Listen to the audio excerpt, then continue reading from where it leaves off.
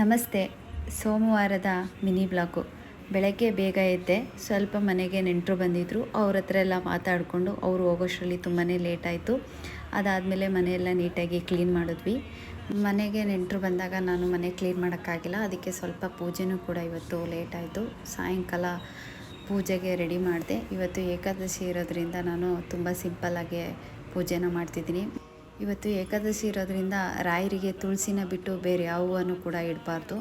ನಮ್ಮ ಪಾಟಲ್ಲೇ ತುಳಸಿ ಗಿಡನ ಹಾಕಿದ್ದೆ. ಹೊರಗಡೆಯಿಂದ ತುಳಸಿನ ತಂದಿಲ್ಲ, ಪಾಟಲ್ಲೇ ಇದ್ದಿದ್ದನ್ನ ತೆಗೆದು ರಾಯರಿಗೆ ಇವತ್ತು ತುಳಸಿನ ಇಟ್ವಿ. ಇವತ್ತು ಏಕಾದಶಿ ಉಪವಾಸ ಏನೂ ಮಾಡಿಲ್ಲ. ಆದರೂ ರಾಯರು ನಮ್ಮ ಬಲಭಾಗದಲ್ಲಿ ಇದ್ದಾರೆ. ಕೊರಗಜ್ಜಪ್ಪನೂ ಕೂಡ ನಮ್ಮ ಬಲಭಾಗದಲ್ಲಿದ್ದಾರೆ.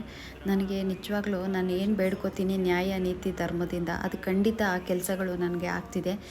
ತುಂಬ ಖುಷಿ ವಿಷಯನ ಆದಷ್ಟು ಬೇಗ ನಿಮ್ಮ ಮುಂದೆ ನಾನು ಹಂಚ್ಕೋತೀನಿ. ಮತ್ತೆ ಮುಂದಿನ ವಿಡಿಯೋದಲ್ಲಿ ಸಿಗೋಣ. ರಾಯರನ್ನು ನಂಬಿ.